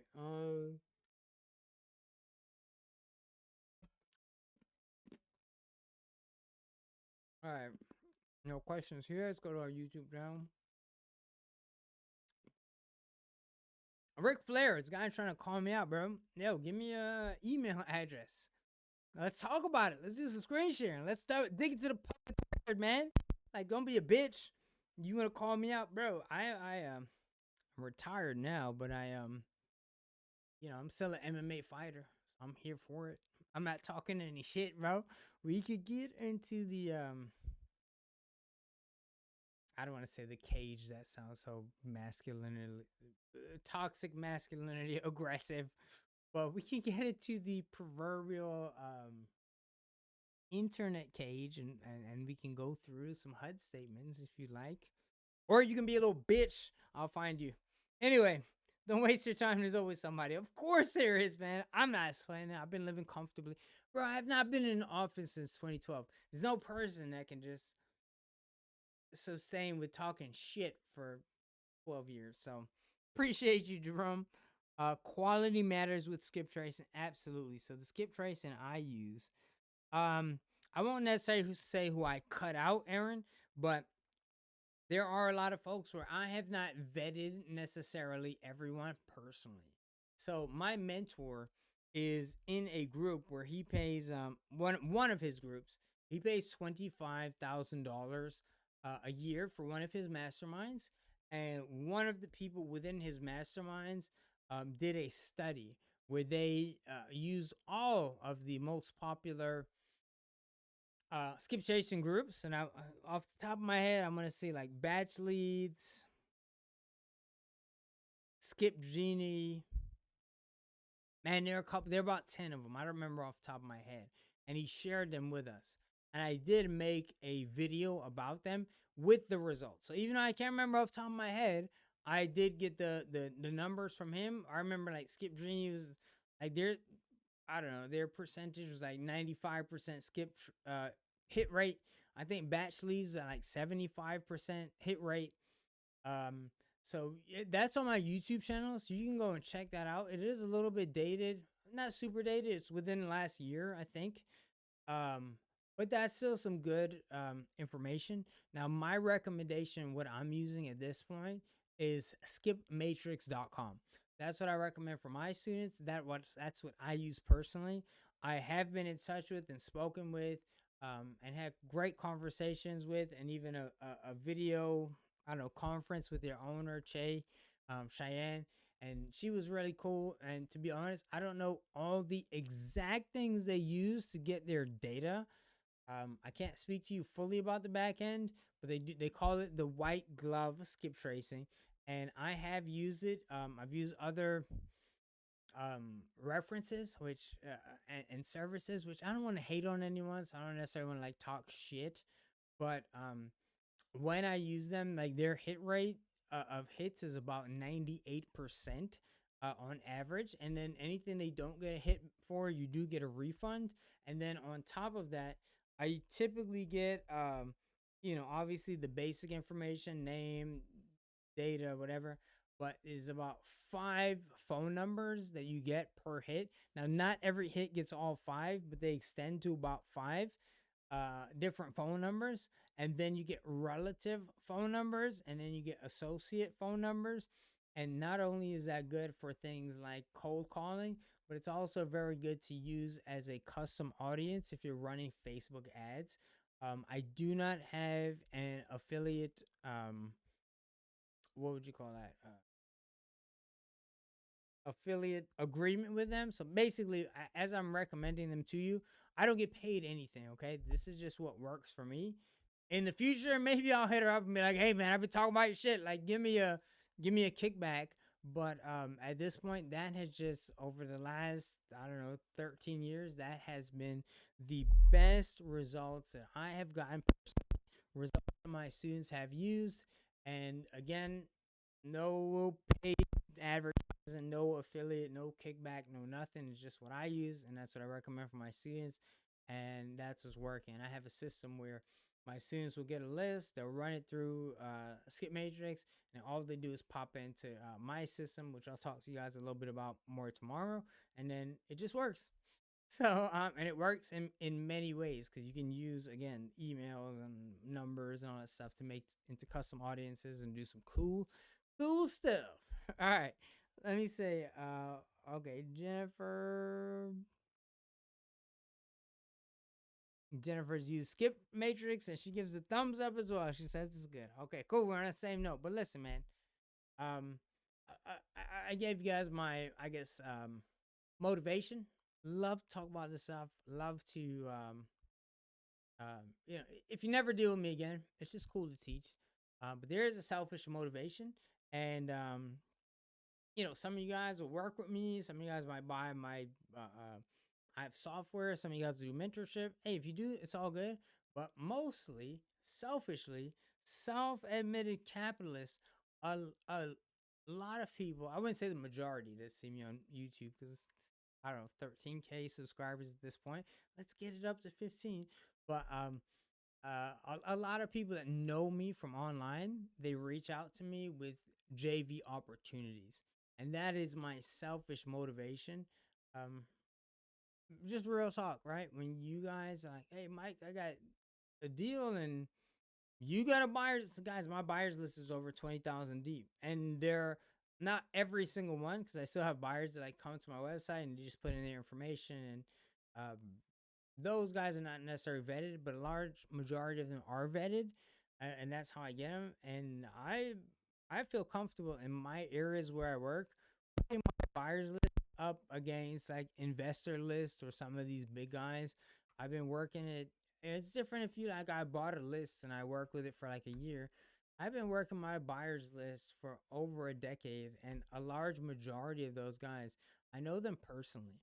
They'll ask me, "Hey, Mike, how's business? Hey, Mike, how's Jade? Hey, Mike, you got something for me?"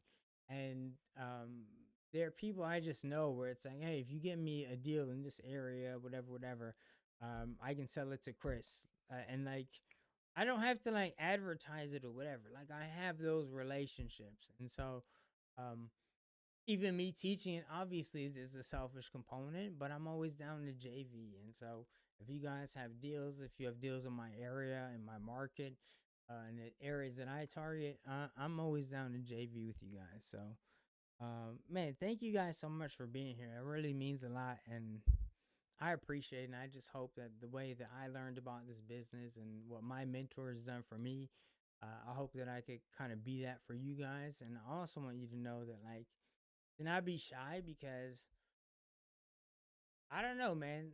I'm not trying to talk shit on other people, but I've reached out. I don't know. I've reached out to people, and I get it to a certain extent that like many people have had their time wasted, but I haven't really got there yet. I'm like a smaller creator, so if you have questions or you want to reach out, like I don't have this fucking god complex that some people have. So if we do deals together, that's fantastic. That is a part of the reason I'm here for. You just need some advice, or I don't know, you just need a little something, man. Like I'm pretty easily approachable, and I've chilled with people online, like in person. I've had students at my house. Logan's been on the boat, like we've been chilling. So all I want to do is, I don't know, make some people's lives better, make money for you guys, and make some money together. And then I can take my daughter to do some more cool shit. So on that note, if there's any other questions, man, let me know. I'm gonna give it like a 10-second countdown. I know we have a bit of a delay. If you guys are seeing us on a replay or even live, join me tomorrow. Tomorrow we're talking about automations. We're talking about AI. That's the stuff that I'm really excited about because it's pretty new, and it's also an opportunity where, listen, if you don't jump in now, you're gonna get left behind. There are cats that are using it, and it's not intimidating. Like it's not like, oh, I gotta be a programmer. Like a lot of this stuff's actually pretty simple. Like when we talked on day one, I was like, get some market information. That was the first instance of using AI, and it was as simple as going to Chat GPT and being like, "Yo, is my area like in high demand? What do you think I should offer for like pricing as a wholesaler?" Like you just ask those questions. So when I say AI, don't be intimidated. Some of it might be overly simple. You're like, Mike, I was expecting something crazy. It's not. It's pretty easy, but the differences I've seen, like the amount that I've saved in terms of staff, things like that, and phenomenal. It's actually pretty amazing. So I want to encourage you guys to ask a lot of questions. Number one, okay, I'm gonna leave you with this last thing. When I sign up new students, one of the biggest questions I get is what is indicative of a student who does well in your program? Because honestly, not everyone does. I'm being straight with you guys, right? Like some people just drop out. Some people, I don't know, they just don't do it. They're just not successful. But they'll say, is it the time they put in? Is it the money they put in? And I'll say, honestly, as much as a asshole I'm gonna sound like this guy trying to big himself up, it is always the frequency of communication they have with me. How many questions they ask, how involved they get me in their deals, how much we talk about their deals, how much I get on the phone with them and talk to their sellers and talk to their buyers and things like that. So to that extent, I want to encourage you guys, like, don't be shy, man. I'm not, no, I'm not, I'm not, I don't know what you call it. I'm too big to talk to people unless they pay me like that. I'm not that guy. So reach out, ask your questions. I will answer them. Maybe I'll make a video for you, whatever it is. But I'm here to support you guys because I appreciate you being here with me. You got hella choices. You talking to, I don't know, Jerry Norton right now. He's an OG. But you guys are here, and I appreciate that. And I will do everything in my power to make sure that you are successful. And as we move forward, I'll show you the tools I use, tools you can use to make this shit work for you. Okay? So check for any last questions. Thank you guys for being here. I love you guys. I appreciate you guys. And I hope that you'll join me tomorrow, 6 p.m. Tomorrow, same time, same place. The link will be different. So make sure you check your email to look out for that. And I will I don't know, be here to support you. And any questions you have, make sure you bring them. Bring questions. Tony Robbins, the OG, he always says the quality of your life directly correlated to the quality of your questions. Ask your questions. I'm here for you. That's what I do. Also, if you do want one of those one-on-one spots, It's a free coaching call. It's one-on-one. I'll speak to you, to your business specifically. It's 100% free. I got nothing to sell you. I think I have one tomorrow, and I think I have 3 spots next week. They always, always, always fill up, but it's first come, first serve, right? So if you want one, go grab them. They're wholesalingwithmike.com/call, and you grab that. And then I'll give you an hour of my time, totally free, okay? And again, that is without me sounding like an asshole, 100% positive feedback. 100%. I don't know how many people can say that, but that's what it is. Yeah, I'm gonna revel in that. Anyway, thanks for joining, guys. I appreciate you. Join tomorrow. We're gonna talk more about automation and AI in your wholesaling business, how to do deals without ever leaving your house, without meeting sellers, without meeting buyers, without seeing properties. It's gonna be dope. Don't miss it. See you at 6 p.m. All right. Have a good night. Thanks for joining, man. Peace.